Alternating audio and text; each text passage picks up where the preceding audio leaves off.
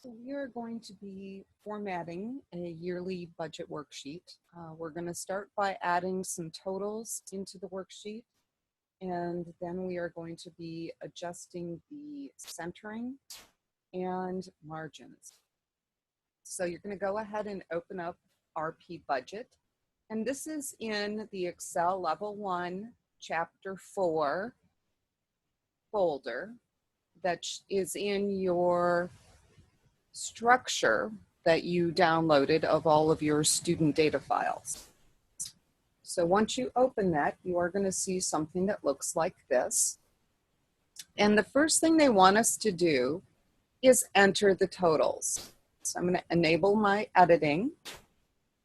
And for the totals, we're just going to be using the sum function. So we're just going to click auto sum, and it does guess correctly as far as the range. So I'm just going to press enter. And then I'll use my fill handle to copy that down. And we're going to do the same thing down here on the total income row. So I'm going to click down here on B11, hit auto sum, press enter, and then I'll use the fill handle to copy all the way across. Down here for expenses, it's the same thing. And instead of clicking here and filling down, you could also highlight where you want the totals to go and hit auto sum. That's just a little shortcut. That is the equivalent of putting the sum function here and filling it down. We're going to be doing the same thing down here on total expenses. So I want basically the sum function at the bottom of each of these columns. So I'm going to go ahead, hit auto sum, and then you can just double check to make sure that it's got the right range. And it should, because we're adding together rows 14 through 19. And at this point, we have all of the totals, and we have one more formula to add, and that would be the formula for profit. So profit is basically the total income minus the total expenses. So it is a calculation, and it's going to start with an equal sign. And then we're going to click on the figure for total income, enter a minus sign, and we're going to click on the figure for total expenses. And then we're going to press enter, and we'll click up on that result and use our fill handle to copy that across. Now I'm going to go ahead and save this. And I'm going to put a little 4- in front because we are in chapter 4. And I'm going to keep it in that Excel Level 1 Chapter 4 folder. And at this point, we are ready to adjust margins. So we're going to go into page layout. And we're going to click on the margin arrow. That will give us a menu. And we're going to go down here and we're going to set our own custom margins.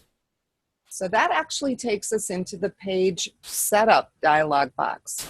And this is a dialog box that you typically see if you want to make some adjustments before you print.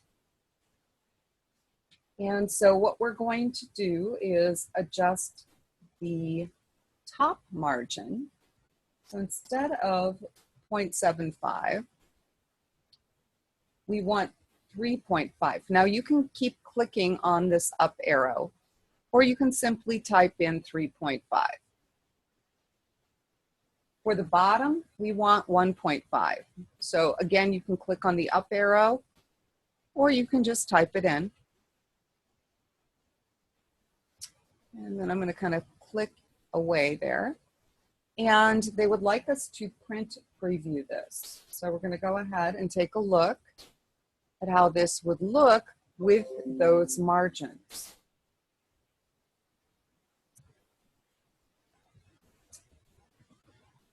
And so what we're going to do, you can see it does look a little bit low. So what we're going to be doing is adjusting the centering. And so we do need to go back into page setup.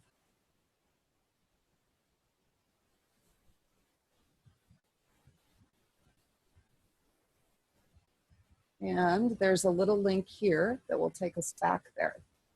Like on my monitor, I actually had to scroll down to see it. So depending on your resolution, you may have to do the same thing.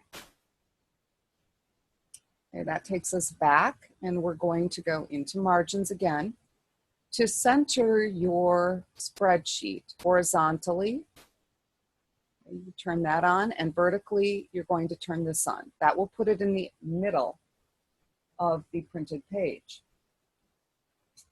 Now we're also going to adjust our margins again. So for the top, they've now decided 1 is a good setting. And for the bottom, they've also decided that 1 is a good setting. Okay, and at this point, we are going to go ahead and click OK. Okay, and now you can see how that adjusted, how it is displayed. Now, the other change I would make in this is kind of obvious because it would look a lot better landscape, hopefully. Okay, so if we do landscape, we almost get the whole thing on one page. Now we're not actually going to print this. So we are going to go back and we're going to save our changes.